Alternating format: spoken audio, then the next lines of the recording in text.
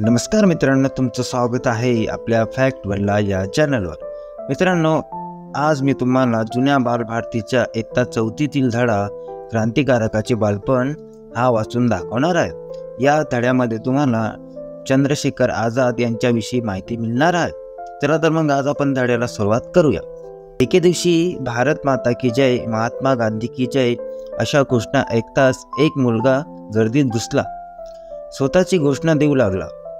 या मुलाला घोषणा देताना पाहून इंग्रज शिपायाचे पित्त खवळले। एका शिपायाने त्याच्या थोबाडीत भडकावले आणि त्याच्या हातात बेड्या घातल्या, तरीही तो डगमगला नाही। त्याला इंग्रज न्यायाधीशापुढे उभे करण्यात आले। न्यायाधीशांनी त्याला विचारले, तुझं नाव काय? त्याने ताडकन उत्तर दिले, आझाद। तुझ्या वडिलांचं नाव काय? तेवढ्या तडबेने तो उत्तरला, परमेश्वर। इंग्रज न्यायाधीश त्याच्या उत्तराने संतापला। त्याने चिडून मुलाला तुरुंगवासाची शिक्षा तर दिलीच, पण त्याचबरोबर त्याला वेताचे 12 फटके मारण्याची शिक्षा फरमावली। ज्याचा अपराध खूप मोठा असतो, जो तुरुंगाचे नियम तोडतो, त्यालाच वेत मारण्याची शिक्षा दिली जात असे। या मुलाने अशा प्रकारचा कोणताच अपराध केला नसताना त्याला ही शिक्षा दिली गेली।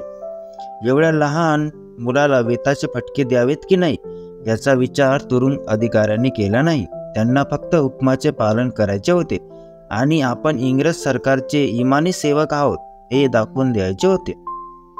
शेवटी ठरलेल्या वेळी त्या मुलाला वेताचे फटके मारण्यात आले, पण त्या मुलाने फटके खाताना डोळ्यातून एक थेंबही काढला नाही। उलट महात्मा गांधी की जय, भारत माता की जय अशा घोषणा देत तो फटके खात होता।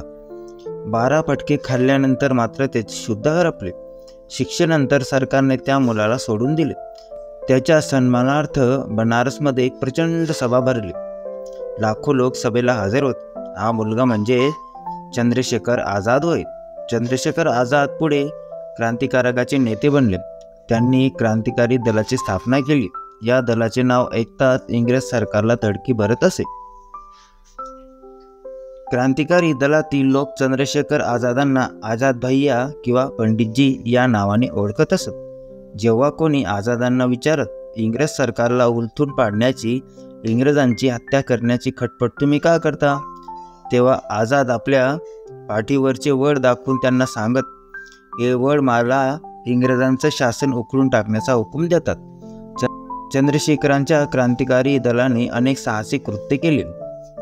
एकदा एका पोलिसाने चंद्रशेखरांचा पाठलाग केला। ते पोलिसांच्या हाती सापडणारच होते। सुटकेचा दुसरा उपाय नसल्याने त्यांनी आपले पिस्तूल काढले आणि ते पोलिसांवर रोखून म्हणाले, हिम्मत असेल तर पुढे ये, तू तुझं काम कर, मी माझं काम करतो। पोलीस थबकला आणि तेवढ्यात चंद्रशेखर निसटले। पोलिसांना उलकावणी देण्यात ते पटाईत होते।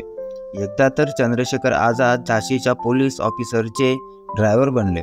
त्यांना कोणीच ओळखू शकले नाही। दिवसा ते आपल्या कामावर हजर राहत आणि रात्री जंगलात जाऊन नेमबाजीचा अभ्यास करत।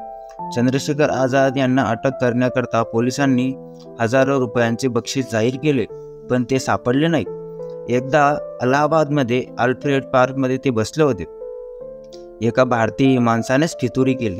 त्याने पोलिसांना बातमी दिली आणि पोलिसाच्या संपूर्ण तुकडीने बागेला वेढा दिला आणि पोलीस आझादांवर गोळ्या झाडू लागले। आझाद एका झाडावर उभे राहून गोळ्या झाडत प्रतिकार करत होते, परंतु एकट्याने प्रतिकार करणे अशक्य आहे हे त्यांना कळून चुकले। ते पळूही शकत नव्हते। त्यांच्या जांघेत गोळी घुसली होती।